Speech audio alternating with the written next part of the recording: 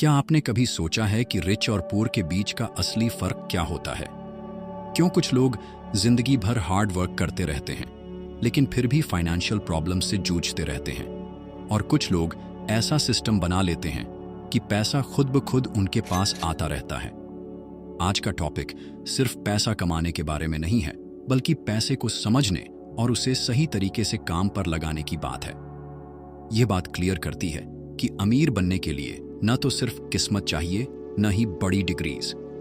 जरूरत है तो बस राइट माइंडसेट, राइट एजुकेशन और राइट डायरेक्शन की। रॉबर्ट कियोसाकी की मशहूर किताब रिच डैड पुअर डैड हमें यही सिखाती है। अगर हमें फाइनेंशियल फ्रीडम चाहिए तो हमें पैसे के खेल को समझना होगा। रिच डैड और पुअर डैड की कहानी इस किताब में दो मुख्य कैरेक्टर्स हैं, पुअर डैड और rich dad. Poor dad Robert के असली पिता थे, जो हाईली एजुकेटेड थे और सरकारी जॉब करते थे, लेकिन उनकी जिंदगी हमेशा फाइनेंशियल स्ट्रगल से भरी हुई थी। वहीं रिच डैड रॉबर्ट के दोस्त के पिता थे, जिनकी फॉर्मल एजुकेशन कम थी, लेकिन वे एक सक्सेसफुल बिजनेसमैन थे। उन्होंने रॉबर्ट को सिखाया कि पैसा कैसे काम करता है। मनी का खेल समझाया गया। रॉबर्ट अपनी किताब की शुरुआत अपने बचपन के एक दिलचस्प अनुभव से करते हैं। उन्होंने बचपन में ही यह महसूस किया कि उनके पुअर डैड और रिच डैड की सोच और जिंदगी जीने के तरीके में जमीन आसमान का फर्क था। पुअर डैड का मानना था कि अच्छी जॉब और स्टेबल इनकम ही सफलता का आधार है। वहीं रिच डैड ने सिखाया कि जॉब करना सॉल्यूशन नहीं है, असली सॉल्यूशन है पैसे के साथ सही खेल खेलना। किताब हमें यह भी सिखाती है कि ज्यादातर लोग पूरी जिंदगी एक रेस में फंसे रहते हैं। इसे रैट रेस कहा जाता है, जिसमें लोग जॉब करते हैं, पैसा कमाते हैं, खर्च करते हैं और फिर पैसों की कमी से जूझते रहते हैं। रैट रेस से बाहर कैसे निकलें? इस रेस से बाहर निकलने के लिए हमें पैसे को काम पर लगाना आना चाहिए।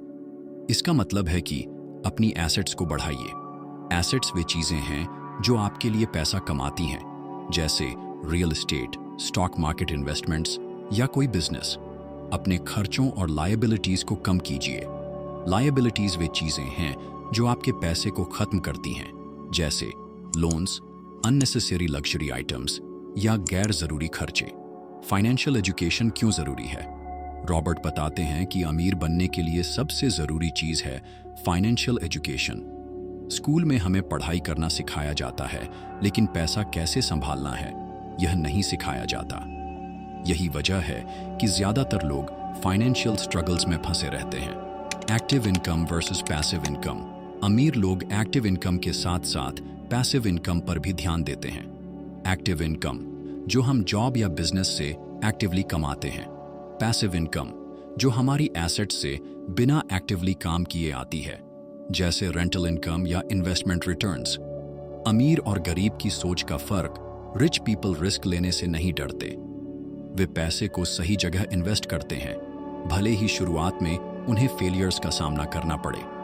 वहीं पुअर और मिडिल क्लास पीपल हमेशा सेफ ऑप्शंस चुनते हैं।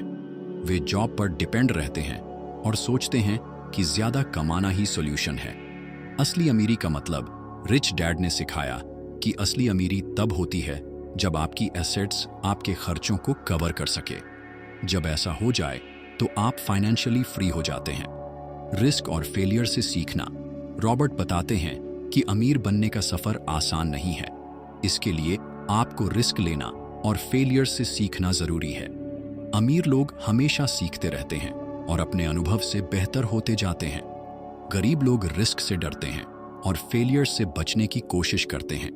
तो दोस्तों, रिच डैड पुअर डैड हमें सिखाती है कि अमीर बनने का असली तरीका यह है कि हम पैसे के बारे में अपनी सोच बदलें।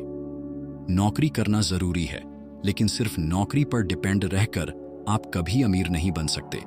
आपको पैसे को समझना होगा, उसे सही जगह इन्वेस्ट करना होगा और अपनी एसेट्स को बढ़ाना होगा। याद रखिए, अमीरी सिर्फ पैसों से नहीं आती, यह एक सोचने का तरीका है। अगर आप अपनी सोच बदलेंगे तो अपनी जिंदगी भी बदल सकते हैं। अब सवाल यह है, क्या आप रैट रेस में फंसे रहेंगे या फाइनेंशियल फ्रीडम की दिशा में पहला कदम उठाएंगे?